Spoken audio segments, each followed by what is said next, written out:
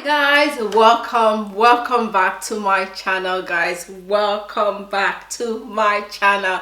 It is a wonderful day and it is a great video. It is a collaboration video. I was so happy when I got the message from Auntie Shola. Guys, if you don't know who this woman is, then you need to go and check her out. When I went natural newly, even before I considered becoming a YouTuber, I used to watch her because I love the way she does her natural hair and I love the way she does her girl natural hair. She has a natural hair channel, Discovering Natural, but today I'm doing collaboration with her in her vlogging channel, which is DNVlogsLifeTV. Guys, you need to go and check this family out. They are so loving, so wonderful. Like, I'm not just exaggerating. This woman and her family are so lovable. Like, I love the relationship she has with her girls. She has this amazing relationship that when you look at, you're like, oh my god, this is what I want for me and my kids. I want me and my kids to have this relationship when they grow up. I want them to be able to come to me, to talk to me, to have a conversation with me. Like, I want them to open up to me. Like, she has raised two amazing young girls. They are so cute and so beautiful, and whenever I watch her channel, I'm always like, oh my god, I love the relationship you have with your girls. You can see it's real relationship, it's real love.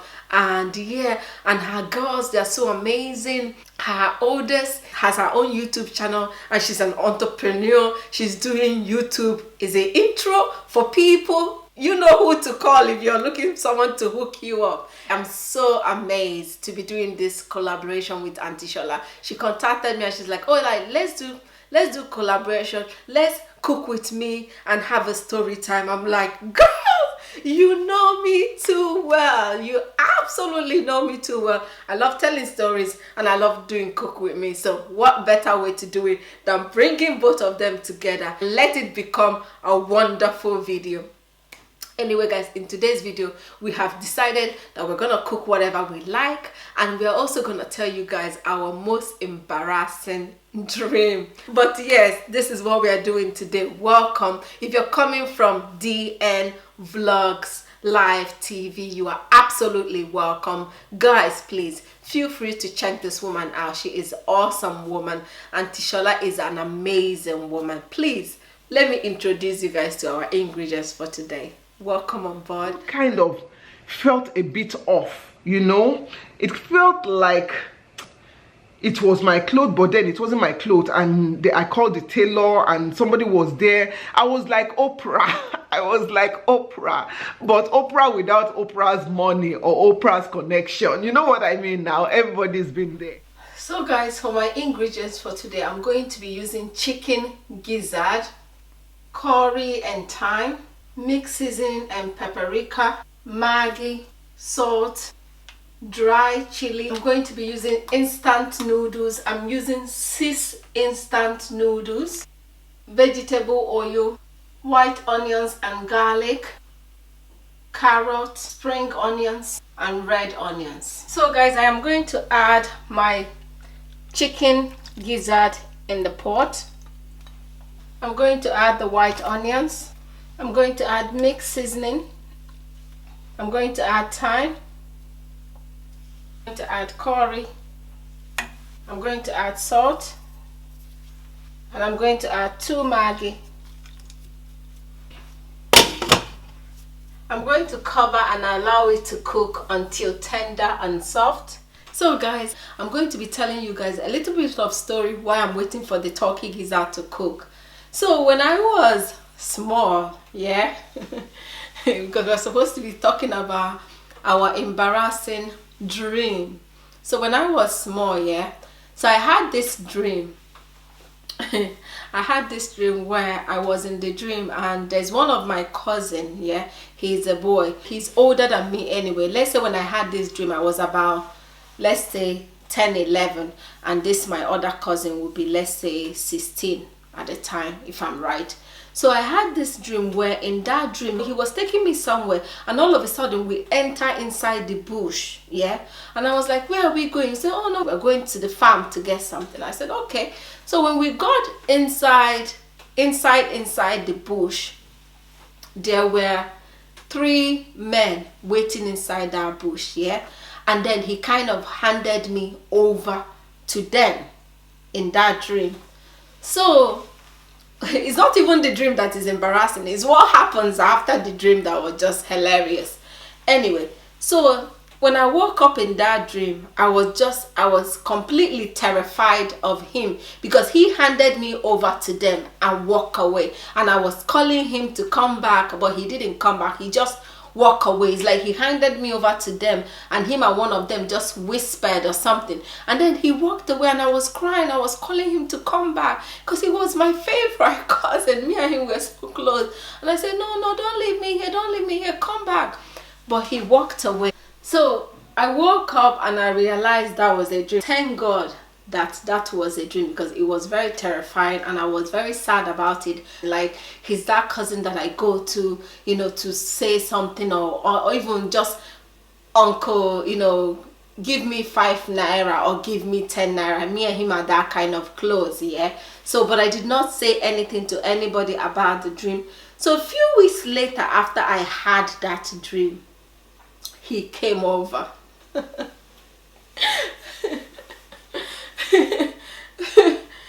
He came over to our house, because you know, like back home when you're on holiday, or if it's a weekend or something, we always go to each other's house. I always go to Onitsha to, or my other cousin house, or I go to Ogidi, or then, you know, we always go all over the place to visit each other. We always go. If you go to your cousin house, you kind of spend 1 week, 2, you know, 4 days, 5 days, 1 week. So we kind of maneuver ourselves around, you know, each other's house. So he came over to our house, guys. Oh my God, the drama that happened is just something else. It was just, whenever I think about it at this age, I still feel pretty embarrassed about it whenever I think about it. Even majority of my relative kind of use it and tease me about it. They kind of, you know, say it to me every now and then, you know.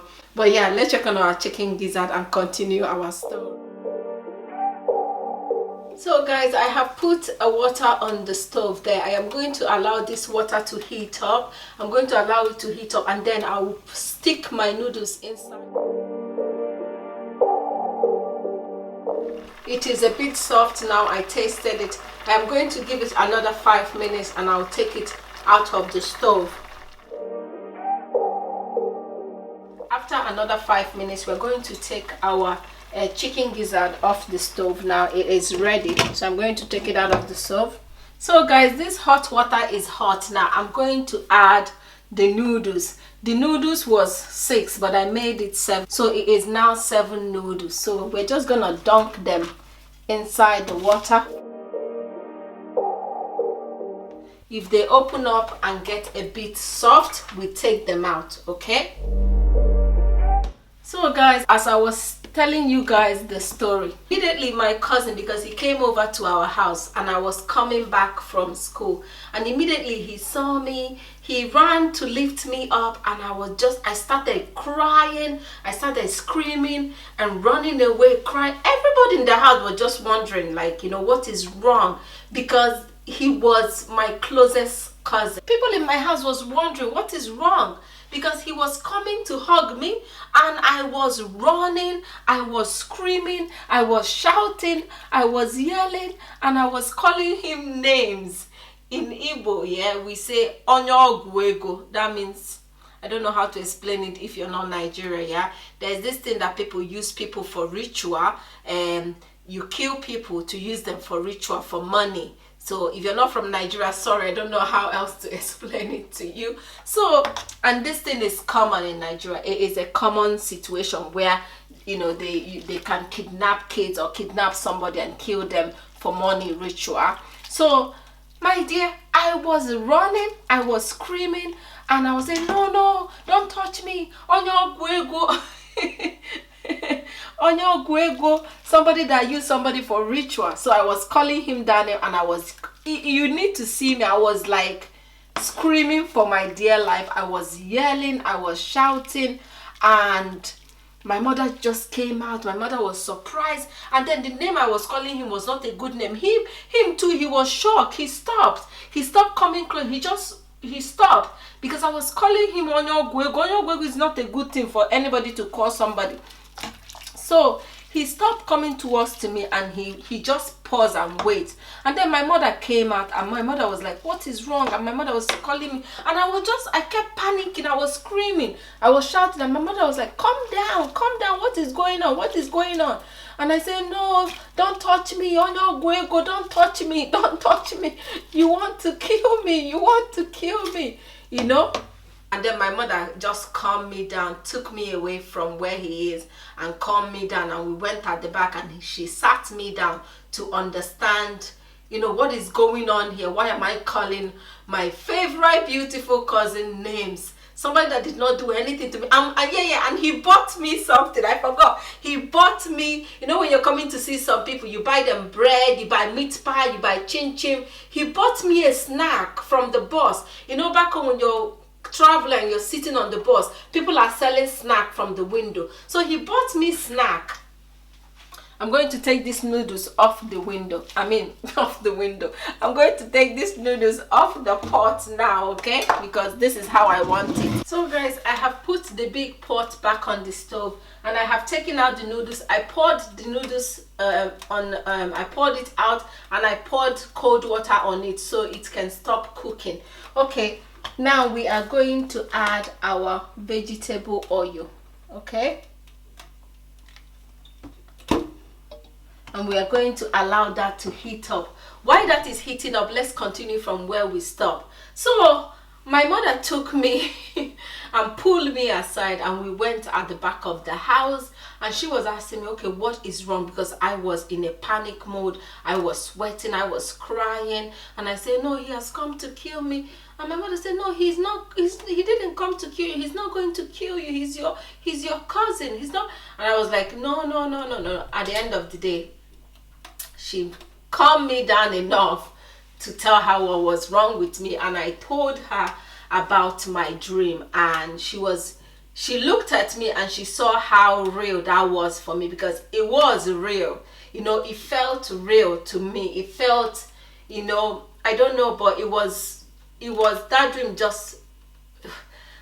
that dream made me sad for days. He noticed how sad I was and how hard that must have been for me, you know. And then she tried to calm me down and wipe my tears out, and she sat me down and she said, listen, your cousin will never ever do such a thing to you.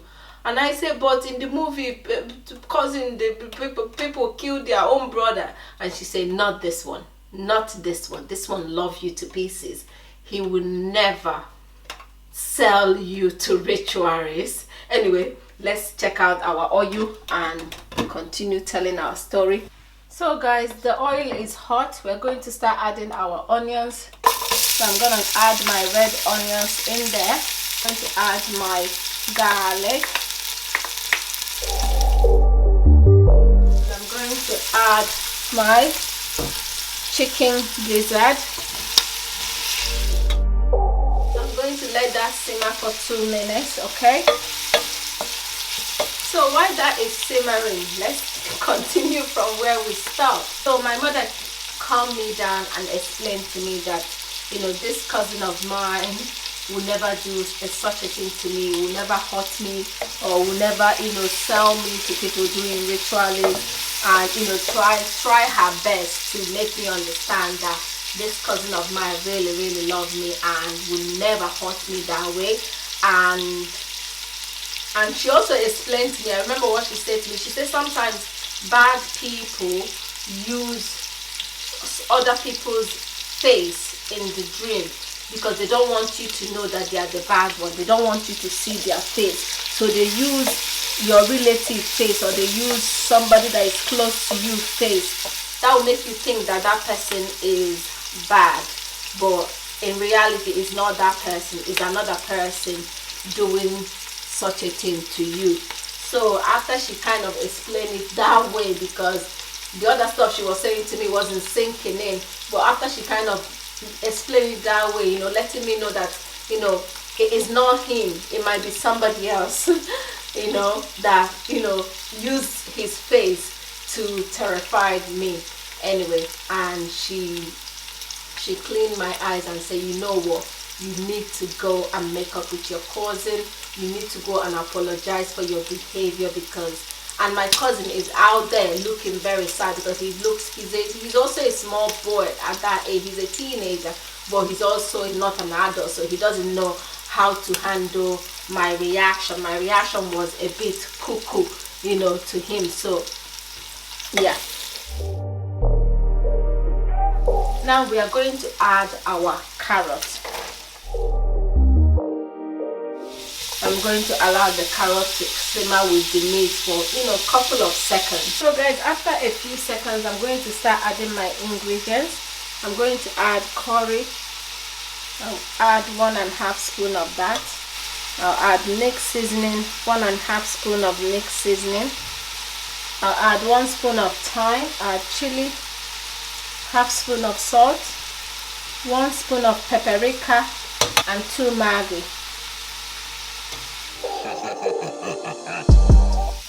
And then I'm going to allow it to simmer again for a few seconds with the seasoning. Guys, after a few seconds, we're going to now add back our noodles, okay?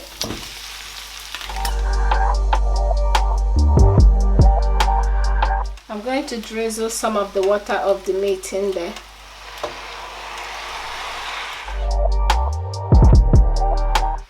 I'm just gonna let it simmer for a few seconds. So guys, after a few seconds of allowing the noodles to simmer, I'm going to add our spring onions. I'm going to bring it a bit out so I can mix it.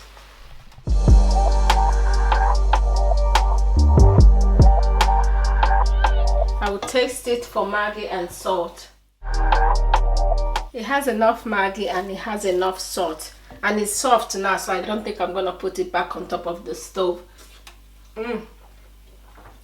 Okay, that is so good. So guys, we are absolutely done with this recipe, and it is looking super delicious and super yummy. It smells so wonderful and it tastes so good. Anyway guys, this is where today's recipe is going to end. So guys, we are done making this wonderful recipe. Please check out Auntie Shola's channel to see what she's cooking over there and to see what her embarrassing story is. So to end my story, so I went out and I apologized to my cousin for behaving the way I was. He was also taken in by my behavior, and both of us kind of sat down and talked about why I did what I did, or what made me to do what I did, and I apologize. And yeah, but the embarrassing thing about it now is that everybody is now calling me Onyoguego. You grew up in the countryside, yeah, houses are close by each other, so if you do something as a kid, your neighbor's kid knows you did that thing, the other neighbor's kid know you did that thing. Now everybody's kid is calling you name. Then if one person see you do that thing, they'll go tell another person, they'll go tell. So everybody in my area started calling me Onyoguego because I was screaming on top of my voice, and I was screaming Onyoguego, Onyoguego. Now the whole kids in the whole neighborhood called me Onyoguego for God knows when. Like, it became my name around the neighborhood, and that made me so embarrassed. And even my brothers, if they want to tease me, they call me Onyoguego, and that was just too shameful to bear the name. But anyway, this is where this story is going to end. I don't know if it's an embarrassing story. It's not an embarrassing story. It just, I find it embarrassing afterwards that the kids were calling me name because of the way I behave.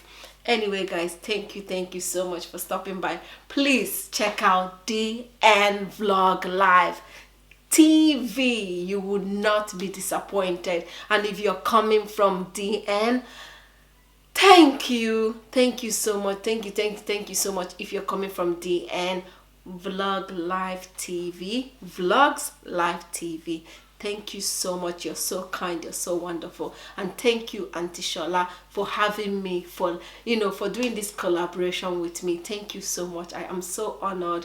Thank you. I am going to go over there and enjoy my instant noodles. It smells so yummy, it smells so tasty. I can't wait to dive in and enjoy this wonderful meal. Thank you so much, and I hope you enjoyed this story. In my mind now, I'm thinking, is that embarrassing story? I don't know, but it just, for the fact that all the kids in the neighborhood called me Onyoguego till I grew up, and even up to today, once in a while I get that in my message, Onyoguego, and we kind of laugh, but yeah, it was embarrassing growing up as a young girl and being called Onyoguego for no reason. Anyway guys, thank you so much, and I'll see you on my next one. Bye. It kind of felt a bit off, it felt like it was my clothes, but then it wasn't my clothes, and I called the tailor and somebody was there. I was like Oprah. I was like Oprah, but Oprah without Oprah's money or Oprah's connection. You know what I mean now? Everybody's been there.